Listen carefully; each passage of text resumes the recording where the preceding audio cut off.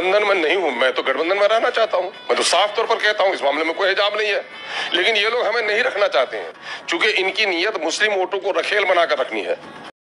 Hello दोस्तों, आइए बात करेंगे इस वीडियो के अंदर कि आप सबको पता है कि इंडिया गठबंधन के अंदर एएमएम को जो है शामिल नहीं किया गया है। साथ के साथ जो है पप्पू यादव की जो जाप है उसको भी शामिल नहीं किया गया है। साथ के साथ एएसपी को भी शामिल नहीं किया गया है और भी कई सारी पार्टी को शामिल नहीं किया गया है। और उसके बाद जो है तीसरा मोर्चा की फॉर्मेशन को लेकर काफ़ी ज़्यादा सुर्खियाँ भी बटोर रहे हैं। कभी मायावती पार्टी की तरफ से न्यूज़ आता है कि हम तीसरा मोर्चा बना रहे हैं, तो कभी एमआईएम पार्टी की तरफ से न्यूज़ आता है कि हम तीसरा मोर्चा बना रहे हैं और हमारे जो है तीसरा मोर्चा लगभग फाइनल है। किन किन पार्टियों की एंट्री होगी उसके अंदर वो भी फाइनल हो चुका है, बस ऑफिशियली घोषणा नहीं हुआ है। इन सारे खबरों के बीच जो दोस्तों अब दो बड़ी पार्टी जो है उनकी खबरें निकल कर आ रही है कि वो तीसरा मोर्चा में एएमएम के साथ जो है लगभग शामिल हो चुकी है। हालांकि ये उनमें से ये पार्टी जो है पहले भी एमआईएम के साथ गठबंधन में चुनाव लड़ चुकी है। उनमें से एक पार्टी है एएसपी यानी आज़ाद समाजवादी पार्टी। आज़ाद समाजवादी पार्टी चंद्रशेखर आज़ाद साहब की पार्टी है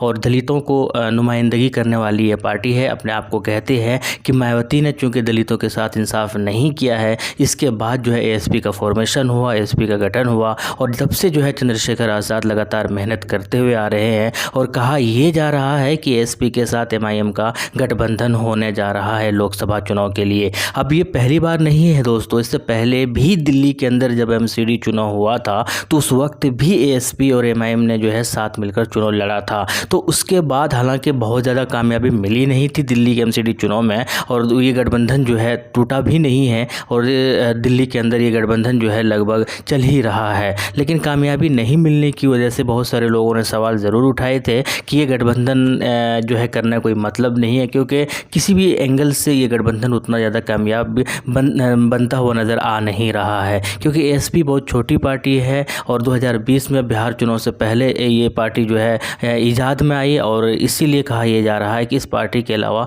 किसी बड़ी पार्टी के साथ गठबंधन करना चाहिए एमआईएम पार्टी को, अगर एमआईएम पार्टी नेक्स्ट लेवल पर पहुंचाना चाहती है तो। लेकिन सवाल ये होता है कि एमआईएम पार्टी तो चाहती है कि बड़ी पार्टी के साथ गठबंधन हो, लेकिन बड़ी पार्टी एमआईएम को जो है वैल्यू या एमआईएम को जो है साथ रखने का बिल्कुल भी उनका मन नहीं करता है। तो इसमें ये एमआईएम क्या करे? तो सवाल ये भी है कि अगर बड़ी पार्टी जो है गठबंधन नहीं करे तो क्या वो अकेले चुनाव लड़े? लेकिन यहाँ पर वोटों के बिखराव की वजह से एमआईएम हमेशा चाहती है कि किसी भी पार्टी के साथ गठबंधन हो ताकि ज़्यादा से ज़्यादा फ़ायदा हो, आवाम का फ़ायदा हो, एमआईएम का फ़ायदा हो और दूसरे जो है सेकुलर पार्टी है उनका फ़ायदा हो। तो एएसपी दिल्ली के अंदर तो गठबंधन के साथ चुनाव लड़ा था लेकिन वहाँ पर कामयाबी नहीं मिली। एक बार फिर से ये अब ये चर्चा का विषय बन चुका है, क्योंकि तीसरे जो उस गठबंधन के अंदर इंडिया नाम का जो गठबंधन है उसके अंदर एएसपी को भी शामिल नहीं किया गया है। तो ये अब कहा जा रहा है कि तीसरा मोर्चा के अंदर एएमएम के साथ जो एएसपी पार्टी है वो भी लगभग फाइनल हो चुका है। खबरों सूत्रों से ये पता चल रहा है कि अब ये देखना है कि ऑफिशियली घोषणा कब होती है, क्योंकि वक्त है अभी चुनाव में, इसीलिए शायद इसमें लेट या वक्त लग सकता है। लेकिन एएसपी पार्टी का संभवतः जो है वो तीसरा मोर्चा के अंदर शामिल होना तय है और तीसरा मोर्चा का बनना भी तय है दोस्तों। ये भी मैं आपको बता दूं, तीसरा मोर्चा हर हाल में बनेगा। थर्ड फ्रंट जो है लोकसभा चुनाव के लिए वो बनेगा, हर हाल में बनेगा। अब उस थर्ड फ्रंट के अंदर कितनी पार्टी होगी इस चीज़ का जो है डिसीजन अभी नहीं, जैसे जैसे चुनाव का वक्त करीब आएगा उस वक्त तक पता चल जाएगा। लेकिन तीसरा मोर्चा हर हाल में बनेगा, ये बिल्कुल तय है। इसके अलावा एक और पार्टी है दोस्तों कि पप्पू यादव की पार्टी, जन अधिकार पार्टी। इस पार्टी की अगर बात की जाए तो हालांकि बिहार का चुनाव जब हो रहा था विधानसभा चुनाव, उस वक्त पप्पू यादव ने बार बार और एएमएम पार्टी के बीच बार बार जो है गठबंधन की खबरें भी आ रही थी और कुछ मोमेंट ऐसा भी बना था कि लगभग गठबंधन होते होते जो है रह गया। लेकिन अब एक बार फिर से पप्पू यादव एक अल्टीमेटम दे रहे हैं, एक धमकी दे रहे हैं इंडिया गठबंधन वालों को कि इंडिया गठबंधन वाला पप्पू यादव की पार्टी को भी शामिल करें, वरना जो है वो 5 से 6 लोकसभा सीट पर अपना अकेले चुनाव लड़ेंगे। हालांकि ये उन्होंने स्पष्ट कर दिया है, उनको एक तरीके की धमकी दे दिया है कि हम अगस्त तक का वक्त देते हैं, अगर अगस्त तक में हमारा डिसीज़न नहीं लिया या हमारे ऊपर बातें नहीं हुई, क्लियर नहीं किया, हमें शामिल नहीं किया, तो हम जो है इस तरीके का मेरा रणनीति है। दूसरी ओर जो इंडिया गठबंधन है उसका जो 2 बैठक हो चुका है, एक बिहार में हुआ था और दूसरा बेंगलुरु में कर्नाटक के अंदर, और तीसरा जो है वो महाराष्ट्र के अंदर माना जा रहा है कि 1 सितंबर को जो है वो बैठक है और उसके अंदर हो सकता है कुछ और पार्टियां भी शामिल हो। अब कौन कौन सी पार्टी अंदर शामिल होंगी या नहीं होंगी, या वो लोग शामिल करेंगे या नहीं करेंगे, ये तो देखना बड़ा दिलचस्प है। लेकिन कुल मिलाकर पप्पू यादव ने एक धमकी के तौर पर कह दिया है कि अगर उनको या उनके बारे में भी बातें भी नहीं होते हैं, उनको पूछा भी नहीं जाता है, अगर उनको नहीं शामिल किया गया तो वो जो है 5 से 6 सीट पर लड़ेंगे। लेकिन खबरें ये आ रही है कि अगर पप्पू यादव को गठबंधन के अंदर शामिल नहीं करते हैं तो पप्पू यादव जो है बिहार के अंदर अख्तरुल साहब की पार्टी के साथ यानी एमआईएम पार्टी के साथ मिलकर जो है वो चुनाव लड़ सकते हैं और तीसरा फ्रंट में जो है वो शामिल हो सकते हैं। अब ये देखना है, हालांकि अख्तरुल साहब बार बार ये बयानबाजी कर रहे हैं कि हमें भी शामिल कर लिया जाए इंडिया गठबंधन के अंदर, हम भी चाहते हैं कि हो जाए, लेकिन ऐसा अभी फ़िलहाल शामिल करने का इरादा है नहीं, कुछ आसार नज़र आ नहीं रहे हैं। हालांकि दिल्ली के अंदर जो केजरीवाल को समर्थन दिया था उसके बाद काफ़ी ज़्यादा सुर्खियाँ भी बटोरी थी कि असदुद्दीन ओवैसी साहब ने जो समर्थन दिया है वापस से पे बैक होगा और इंडिया गठबंधन के अंदर उनको शामिल किया जाएगा। लेकिन वो अलग है, ये अलग है। और अच्छा, एक और चीज़ ये होता है दोस्तों कि जब किसी भी राज्य में मान लें किसी एक पार्टी के साथ गठबंधन है तो इसका ये मतलब नहीं है कि दूसरे राज्य में जो है अपने आप उस पार्टी के साथ गठबंधन हो जाएगा। जैसे कि एग्जाम्पल के तौर पर हम लेते हैं मायावती की पार्टी। बिहार विधानसभा चुनाव में मायावती पार्टी ने जो है वो गठबंधन के साथ चुनाव लड़ा था एमआईएम पार्टी के साथ। तो इसका ये मतलब नहीं था कि उत्तर प्रदेश के अंदर भी या फिर जहाँ जहाँ पर एमआईएम और मायावती की पार्टी चुनाव लड़ेगी तो वहाँ पर साथ हो जाएंगे, ऐसा बिल्कुल भी नहीं होता है। ये जो गठबंधन होता है ये किस चुनाव के लिए हो रहा है और किस राज्य में हो रहा है वहीं तक ही महदूद होता है। हालांकि ये भी तय है, ये भी कहा जा रहा है, ये भी अख्तरुल साहब कह रहे हैं कि बिहार के अंदर जो गठबंधन हुआ था विधानसभा चुनाव के लिए,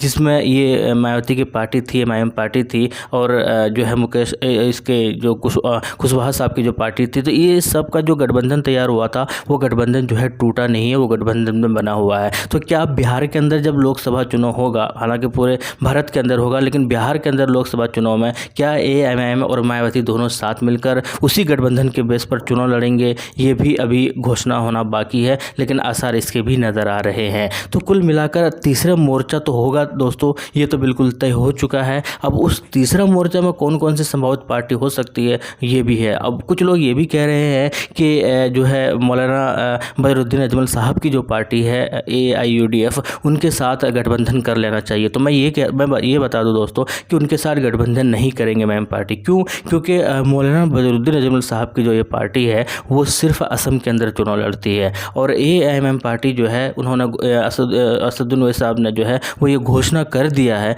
कि हम केरल और असम के अलावा पूरे भारत के अंदर चुनाव लड़ेंगे। तो चूंकि एमआईएम पार्टी असम के अंदर चुनाव लड़ती ही नहीं है या लड़ेंगे ही नहीं आगे चल के, तो फिर गठबंधन की तो बात ही अलग है। वो वैसे भी AIUDF जो है वो असम तक ही महदूद है, वहीं पर ही चुनाव लड़ती है, तो यहाँ पर गठबंधन की बात ही ख़त्म है। इसी तरीके से दूसरा AIUML की अगर बात की जाए, वो जो केरल में स्पेशली उनका जिनका जमाव है वो उनके बारे में भी बात कही जाती है कि उनके साथ गठबंधन, सेम वही चीज़ जो है वहाँ पर भी लागू होता है कि केरल के अंदर एमआईएम पार्टी चुनाव नहीं लड़ेगी, क्योंकि उन्होंने पहले ही कह दिया है कि केरल के अंदर और असम के अंदर इन दोनों जगह पर मुस्लिम सियासत जो है स्टेबलाइज्ड है, हम नहीं चाहते वहाँ पर जाकर उनके साथ छेड़छाड़ हो या फिर वोटों का बिखरा हो या फिर चीज़ों का उल्लंघन हो या चीज़ों का जो है वेस्ट हो, इसीलिए हम नहीं चाहते कि वहाँ पर चुनाव लड़ा जाए। तो कुल मिलाकर ये एक बड़ी खबर निकल कर आ रही है, लेकिन कुल मिलाकर ASP जो है इसके बारे में बिल्कुल एक अच्छी खबर मानी जा रही है कि ये जो है तीसरे मोर्चे में लगभग शामिल हो चुके हैं और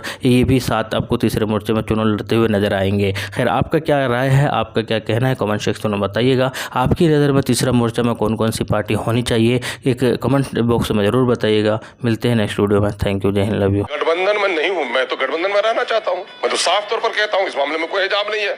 लेकिन ये लोग हमें नहीं रखना चाहते हैं, क्योंकि इनकी नीयत मुस्लिम वोटों को रखेल बनाकर रखनी है। रखेल बनाने की जो इनकी आदत है तो ये मुश्किल में इनको डाल देती है। ये कहाड़ बना के मुसलमानों को रखना चाहते हैं कि इनके कंधे पर हम जाकर तख्त ताज पे चढ़ जाएं और ये हमें से गुलामी करें। और ये एमआईएम इसी बात की पगजर नहीं है, वो कह रही कि भाई लोकतंत्र की यही खूबसूरती है कि जिसकी जितनी आबादी उसकी उतनी हिस्सेदारी हमारी तय करो। बिहार में अगर हमारी आबादी 17-18% है, तो आज हमारी नौकरी में 5%-6% भी नहीं है। तुम अगर नाम के तौर पर वजारत भी देते तो झुंझुना वाली वजारत देते हो। लोग कटते हैं, पिटते हैं, मरते हैं। उर्दू का बड़ा हिस्से का ताल्लुक अकलियत से है। उर्दू के टीचर बहाल नहीं हो रहे हैं, उर्दू के स्कूल बंद हो रहे हैं, मदरसे का बुरा हाल है, उर्दू एकेडमी का बुरा हाल है, सनोबर मारी जाती है। आवाम के सादालुही का गलत फायदा ये उठा रहे हैं। यूपी में 2014 में हम इलेक्शन लड़े थे और 80 में 73 सीट कौन जीत कर आए थे। 2014 में भी हम पार्लियामेंट में एक सीट, 2019 में भी पार्लियामेंट में हम एक सीट बिहार में लड़े, बाकी में तो यही लड़े। तो फिर राजद क्यों नहीं जीत पाई, है ना? हमारी वजह से तो वहां कांग्रेसी के लोग जीते।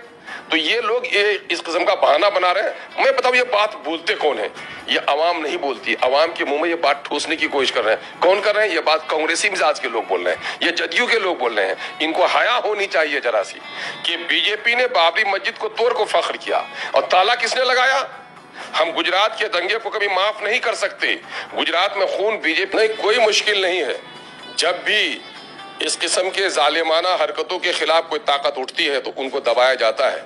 आजादी की तहरीक जब उठी थी मुल्क में, ऐसे ही लोग डरा रहे थे, ऐसे ही घबरा रहे थे। 1857 की तेजी के साथ मजलूम मुसलमानों में, मजलूम दलितों में एमआईएम का पैगाम पहुंच रहा है। नौजवान जिस जोश और जज्बे के साथ पार्टी का इस्तकबाल कर रहे हैं, ये कर रहे हैं। ये वक्त आएगा कि इनको जमीन नहीं मिलेगी और ये खुद ये तो करते रहे, सारा करते उल्टा। मिशन 2024 एमआईएम का क्या है? मिशन 2024 मेरा साफ है। हम बिहार के 38 जिलों में से बेशतर जिलों में हमने पार्टी का संगठन खड़ा कर लिया है। हम तमाम तर इम्कानात वाली सीट तलाश कर रहे हैं और हम अच्छे उम्मीदवार तलाश कर रहे हैं। यकीनन है कि हम अपनी कुव्वत भर सीमांचल से बाहर निकलकर हमने जाकर अच्छी नुमाइंदगी की है। गोपालगंज में हमने कुर्नी में इलेक्शन लड़ा है। बिहार के 2 पिछले इलेक्शन में भी हम शाहबाद के इलाके में और मगध में भी इलेक्शन लड़े थे। हम अब की बार मजबूती के साथ आइंदा का इलेक्शन लड़ेंगे। बिहार सवाल ये भी बनता है